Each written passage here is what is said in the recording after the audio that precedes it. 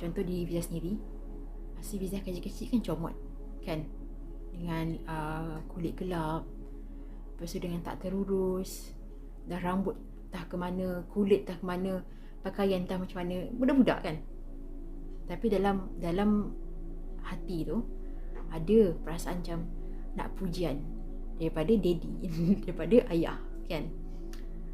Pujilah aku ya, pujilah aku, pujilah Fiza, pujilah Fiza. Tapi ayah tak puji-puji. Ayah ada jenis jujur, dia nampak comot biarlah dia takkan nak puji kan. Tapi daripada trauma situ, so tak dapat pujian daripada ayah, so membesar tu nak pujian daripada orang keliling, daripada, kalau contohnya kalau ada masalah daddy issue, dia akan nak pujian daripada lelaki. Okay, Fiza jujur je, tak ada rasa malu, tak ada. Fiza alhamdulillah dah sembuh dari benda ni, dan Fiza patut share untuk orang luar sana kan, jangan tengok sekarang ni. So sama juga kalau ada daddy issue, maksudnya dia ada masalah dengan ayah.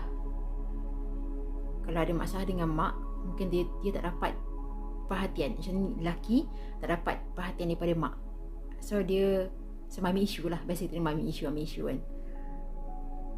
So dia tak dapat perhatian ataupun pujian, kasih sayang daripada mak.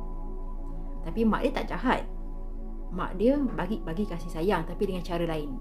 Tapi anak lelaki dia nak perhatian, nak pujian dengan cara emosi.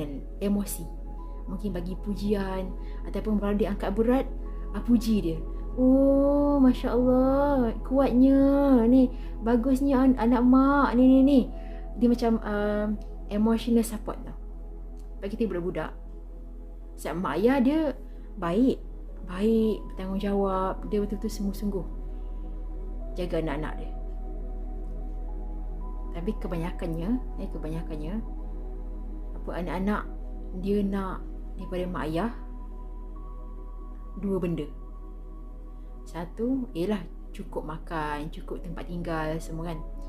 Lagi satu, emotional support, pujian, perhatian, tempat dia luahkan perasaan dia, tempat dia rasa macam dia ada masalah, dia luahkan perasaan dia rasa macam dia anggap mak dia atau ayah dia rasa macam kawan.